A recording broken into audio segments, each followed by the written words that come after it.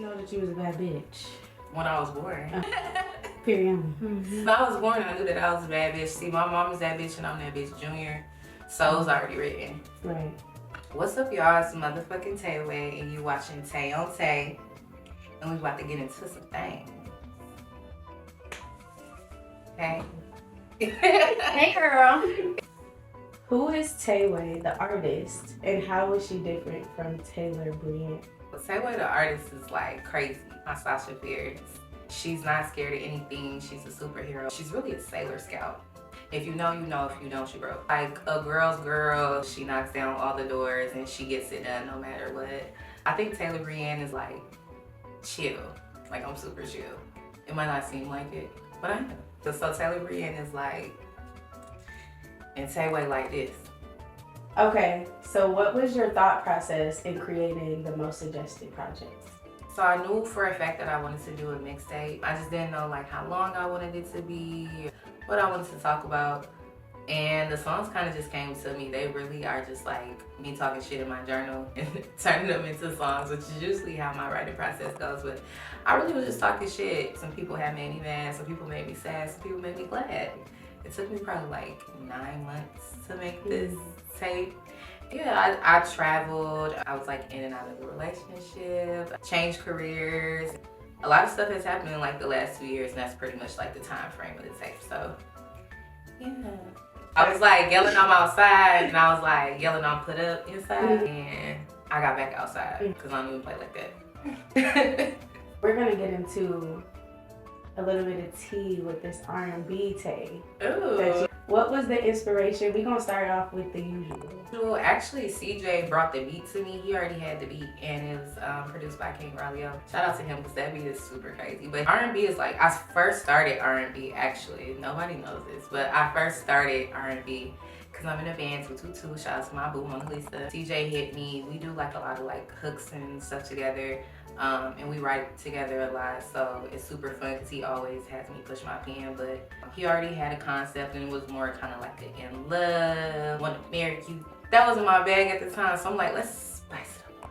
We came up with the usual. We like had a writing session. I think he knocked his verse out, I knocked mine out. We like a 2-day studio session. It's dope. Shout out my brother CJ, because that's the one, not the two. You know what I'm about to get into next. No, I don't know what you're about to get into next. Your Valentine's Day drop Mm-hmm. for No Rush. What was your inspiration for that? And what was your thought process in wanting to give a little love on Valentine's Day, a visual aspect of Tay and love? So Tayway and love is like just, you know her, you love her. But it was actually one of the last songs that I wrote. I had hit A Spitty. I sent him 2 beats. This is the beat he ended up picking, and his verse was crazy. And I had a verse, but my verse was trash. Like it was super trash. So I'm like, I can't let nobody watch me on my own song. But I ended up writing my verse. A Spitty super dope. Big fan of him. And yeah, we just knocked it out. And I dropped on Valentine's Day last year. I think it's just like the perfect time to drop the video to go with the feels of everybody. And you need the best music. What songs y'all gonna use? What songs y'all gonna use on y'all reels besides mine? So make sure you stream No Rush by me featuring HPD. I would say Ride to This. It gives like a little bit of old school, but what were you thinking when you created that and wrote that verse? Let me see. I had the beat for a minute. I actually had the beat for a minute, and this is produced by De Niro. He's super tough. It's like a really like funky and like old school. So at first I'm like, man, like I can't come up to anything with it, and then I don't know. It just started coming to me, and I think I wrote the song in like 30 minutes. But it's definitely like you can ride to it. Like that's literally the song. That's literally like the beat put me in the mind of, and it was fun. That's a good one. That's like the one that sneak up on you. You know how you like skip a song, then you hold on. Ride to This is the song that comes on in the shuffle that you didn't know was that. Stream Ride to This. So your last R&B track on the project, Miss That, with Bianca Charisse. How did that come about? Well, that's my bestie, Miss Westy. Bianca Cherie, she's my best friend. She's a poet, songwriter, artist, all of that. So, you know, I had to get her on my shit because I'm like, she's super dope. I immediately thought of her. She has this like deep, like raspy tone, almost like similar to Beyonce. It's crazy. It's super like on point. I just knew she would deliver on the song exactly how I needed it to be. It really was a no-brainer. Like, knocked it out the park. So why R&B on this project and not the other ones? I think I'm more just comfortable putting the R&B out. Not that I'm like more comfortable making it, but I'm more comfortable putting it out because I know what type of R&B I want to do. Like, it's more alternative, and I feel like with those type of songs, you kind of got to build them from scratch, take a break and come back to them. And I'm super excited for 222 to start dropping. So what better way to introduce that other side of me than on this project? And I think I have like the 3 perfect collabs. Also, shout out to Bina Shanae. That girl, pipes, okay? Pipes. She can sing her tail off, and she just came in, she did her thing. She's also featured on The Usual, and she does some backgrounds on No Rush and Miss That, so look out for her. You know, when we first met, you said that you really rap, but you don't coochie rap. New York Minute came out first as a single. Can you tell us a little bit about that? New York Minute, so I actually was in New York when I recorded it. I had 20 minutes or 30 minutes to get from my hotel to the studio, and I had to write a song. And I had this beat that I already liked, I already fucked with, and I'm like, shit, you got 30 minutes. You better figure it out. Ended up coming up with a bad, nice tip, fit, you know? And it worked out. I got to the studio. I had like the first half of the song done, and then it probably took me maybe like, I don't know, maybe like another 30 to write the rest of the song. But that's like, if you've seen the Olsen twins in the movie New York Minute, that's kind of like where the inspo came from. And then I was out in New York. Like, I really was like racing against time trying to get it done. And the intro on the song is, of course, the iconic Ronnie from the Players Club. I recorded the song on June 10th, so I thought, you know, the insert was very appropriate for the time. So the second track on the mixtape is TMU. And yes, vibe. I could testament to that. Yeah. Where was your head at in that? I really was just in my bag. Like, okay, now y'all got me turned up. I really was in my bag with that one. Like, that's one of them songs, like, I'm like, oh yeah, this is a hit. Super, super duper comfortable with. Like, TMU is definitely like a Tayway song. I make music for bitches who want to pop their shit. I love when bitches listen to my music. I love when women listen to my music and they like, I love getting ready to your music. Or your music making me feel like I'm that girl. My music is empowering, and TMU stands for Turn Me Up. Everybody around you need to turn you up. Everybody around you need to make you feel like you have it. Friends and family and the people that love me always make me feel like that. So this is kind of like one of them songs like, I'm that bitch. It's been affirmed that I'm that bitch. It's in the stars that I'm that bitch. And you bitches can't take me. So turn me up. It's in the stars. The third track on the project is Most Suggested, which you named the mixtape after. Mm-hmm. Why did you pick that title and that track to represent the project? And how did you feel when you was writing it? I'm the most suggested. I feel like, no shade, but I feel like when people ask about artists out here, my name definitely comes up. And if it doesn't, you're a hater. I feel like I give on a good show. I feel like I make great music. I feel like I'm dope, period. You know, my energy speaks for me before my mouth does. My energy speaks for me before my music even does. And I think, you know, the art complimenting the person and the person complimenting the art, it's kind of like one of those things. And most suggested, most requested, make sure you go stream that. The Balut freestyle, that eased down. How long did it take you to write that? And was it really just off the dome? Kinda. So this is a song that I wrote like way before I even knew I was gonna do like a mixtape. I was just going in the studio and making like a bunch of freestyles. And I had this little insider with Juice Lord. Shout out to Juice Lord. I got this insider with Juice Lord. Like, oh, I rap. He's such a dope lyricist and such a dope artist. And I respect him so much because he's one of those people that he gonna hype me up, but he also gonna tell me like, push, go harder. And yeah, it was just, the beat came on and I felt like I walked it. Like, everything that I wrote, I felt, and it just was flowing and flowing and flowing and flowing. And that, I don't know, it's another one of them like most suggested, most requested, you bitches know what's up with me when it comes to the pen. And I feel like every rap girl should feel like that. If you're not feeling like you walking shit every time you get on it, you don't, this is a sport you do not need to participate in. The next rap on your project is One of None. How did you feel about making that piece? One of None, shout out to Jabril Kumar. He was like, the whole tape fire, but this the one. One of None is another kind of like saying or quote or whatever, kind of like the most suggested thing. Ain't no one of one, ain't no one of twos, ain't no one of three with me. It's nobody on this planet like me. It's nobody on this planet like you.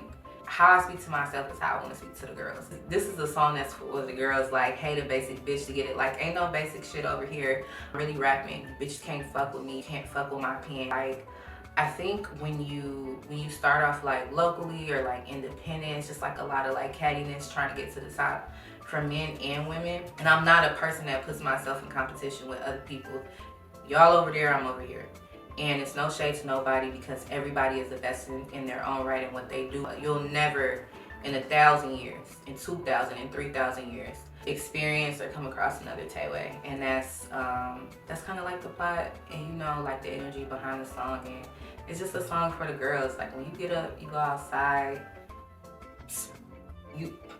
these bitches can't fuck with me. Like, that's how I want people to feel when they hear that song, and I love it. I'm glad that it makes people feel some type of way.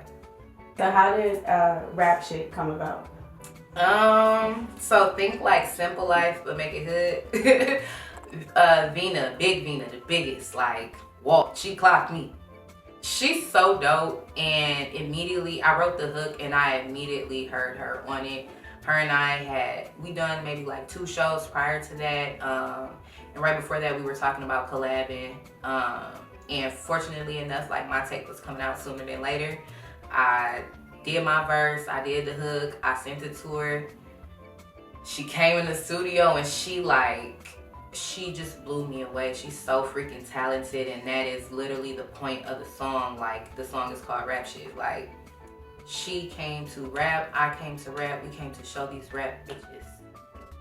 It's time to rap, it's time to get back to the rapping. What are you guys gonna do when the gimmicks wear off? What, like, you know what I'm saying? And it's not no cocky shit or anything like that, but I think, like, rap has become very gimmicky.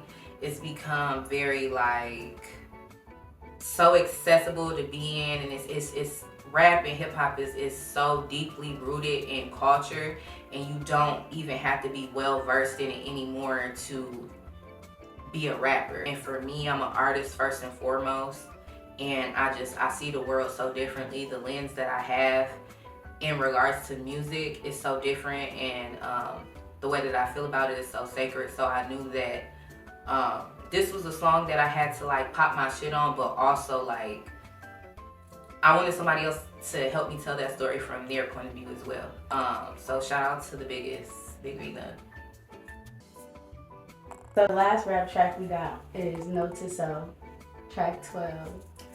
My heart. Yes.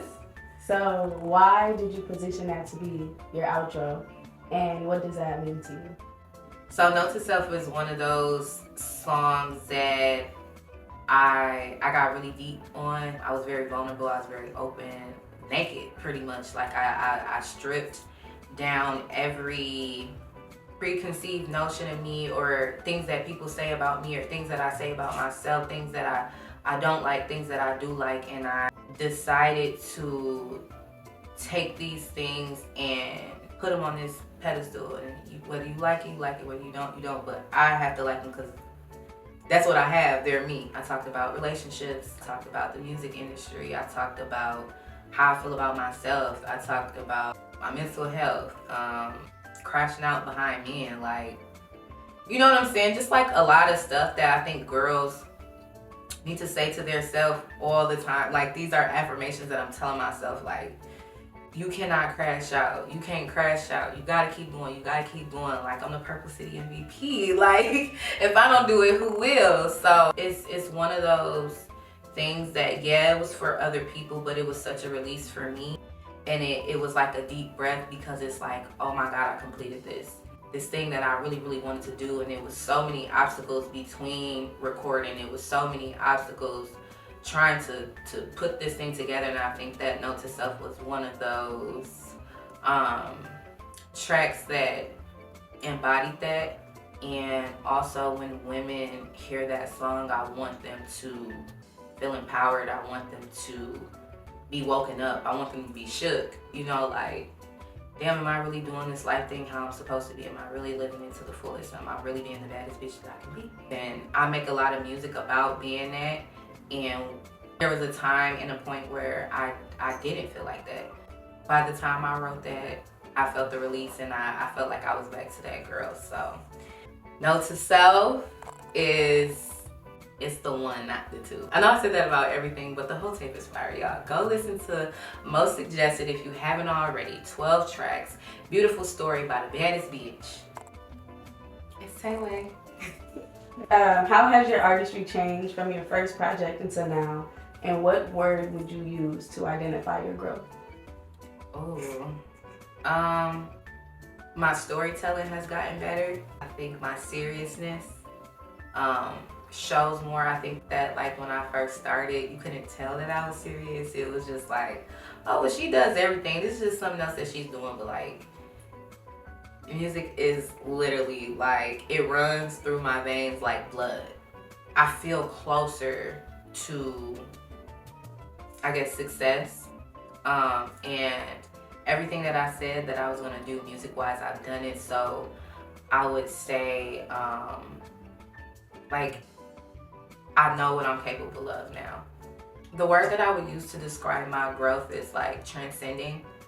I think that it has been so effortless on the outside. I think it just depends on how you are taking me in or how you receive me, and I think everybody receives me differently, which is so dope. So yeah, transcending, shooting star. Transcending, shooting star, noted. If you could kind of walk someone through your process, what's a studio session look like with Tay? So I have to have my Sailor Moon house blanket. Like, I don't go nowhere without it. Studio, I have to bring some like house shoes or some slippers because I take my shoes off. But yeah, my blanket, my slippers, some chlorophyll water. I gotta have some hot chips. Hot Cheetos, hot puffs, hot fries, hot Ruffles, hot Funyuns. Take your pick. Gotta have some hot chips. I can get down on some wings. There's some pizza, some veggie pizza. Like, I'll go in on some veggie pizza. But yeah, I'm just snack. I just like to be comfortable. I like to be comfortable. I like to be fed. I don't like to be hungry. So yeah, I like snacks. That's how you get me. Snacks, water, my blanket, and my slippers. Don't leave the house without it. So do you come to the studio already ready to just hop in the booth, or do you like to use that space to also write if you can?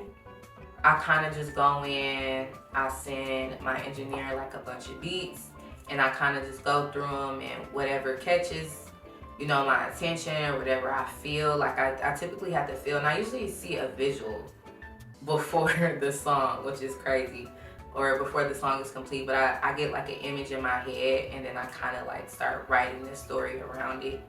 And they kind of come to me in between the studio. They come to me in the studio.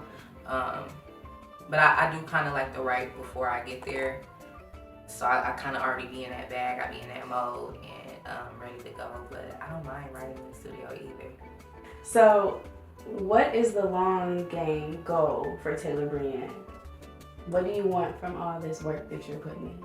I want to change people's lives. Like, I want my music, when I first heard 3-6, you know what I'm saying? When I first heard Can I Get It by Jay-Z, Amil, and Ja Rule, like, I'm a little girl knowing the words verbatim to that song when my mom used to throw on, like, I remember being a baby. My mom, well, not baby, but you know what I'm saying? I remember being little, and my mom used to throw on Tupac or Biggie, and it was this one song by Pac that she used to always play called Can You Get Away?